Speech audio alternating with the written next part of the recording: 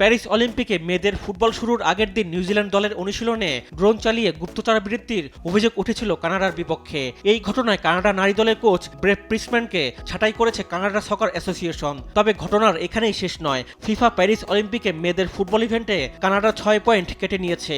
Canada সকার ফেডারেশনকে $2,26,000 জরিমানাও করেছে FIFA. Paris অলিম্পিকে ছেলেদের ফুটবলে গত বুধবার মরক্কোর বিপক্ষে বিতর্কিত ম্যাচে 2-1 গোলে হেরেছিল আর্জেন্টিনা। নিয়মের বড় খেলাপ হয়েছে দাবি করে সে ম্যাচের পর ফিফা ডিসিপ্লিনারি কমিটিতে আনুষ্ঠানিকভাবে অভিযোগ দেয় আর্জেন্টাইন ফুটবল অ্যাসোসিয়েশন। তবে আর্জেন্টিনার এই অভিযোগ নাকচ করে দিয়েছে ফিফা। এবারের আসরে নানা আলোচনা সমালোচনার মাঝে এলো মৃত্যুর খবর। গেমস ভিলেজে মারা গেছেন সামোর বক্সিং কোচ লিওনেল এলিকা ফাতুপাইতো। সামোর গণমাধ্যমের খবর অনুযায়ী এই কোচ মারা গেছেন শুক্রবার। ওই সময় তিনি অলিম্পিক ভিলেজে ছিলেন। এদিকে শুক্রবার উদ্বোধনী অনুষ্ঠানে 2 কোরিয়ানিয়া হয়েছে তুলকালাম কাণ্ড। সিন নদীতে অ্যাথলেটদের মার্চ পাস্ট চলাকালীন দক্ষিণ কোরিয়ার অ্যাথলেটদের উত্তর কোরিয়া বলে পরিচয় করিয়ে দেওয়া হয়। পরে অবশ্য আন্তর্জাতিক অলিম্পিক কমিটি নিজেদের অফিসিয়াল এক্স অ্যাকাউন্টে এক পোস্টের মাধ্যমে এর জন্য ক্ষমাও চেয়েছেন।